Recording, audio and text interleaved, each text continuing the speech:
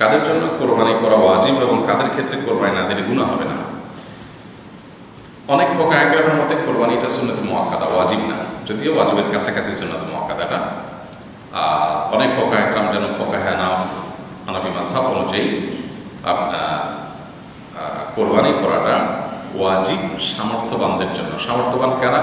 যাদের কাছে কোরবানির ঈদের দিনগুলোতে, ঈদের দিন, ঈদের পর আরো 2-3 দিনের মধ্যে যাদের কাছে জাকাত ফরজ হওয়ার মতো সামর্থ্য আছে, অর্থ আছে। সেটা কত?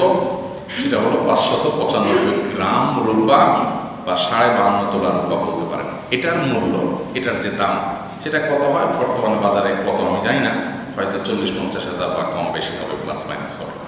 এই টাকার মালিক যদি কেউ থাকে ঋণমুক্ত, তাহলে সেক্ষেত্রে তার উপরে কোরবানির বিধান আসে, সে কোরবানি দিতে হবে।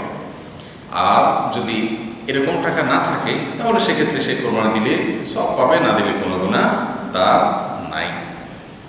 আর এ ধরনের মানুষ টাকা পয়সা আছে, কোরবানি তার উপরে বর্তায়, তারপরে সে কোরবানি দিল না, এই ব্যক্তির জন্য এটা ভয়াবহ বিষয়।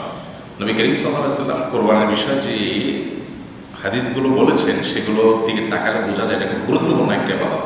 তার ভিতরে একটা বর্ণনা হলো যে মান ওয়াজাদা সাআতান লিআন ইউদাহিয়া, যে ব্যক্তি কোরবানি করার মতো সামর্থ্য তার আছে, ওয়ালাম ইউদাহিয়া, কিছু কোরবানি করলো না, ফালা ইয়াকরাবান্না মুসাল্লানা, সে যেন আমাদের ঈদগাহে না আসে। খুব জটিল একটা বিষয়। এই জন্য সামর্থ্য থাকার পরও কোরবানি না দেওয়াটা সেটা অনুচিত, অন্যায় কাজ, গুনাহের কাজ।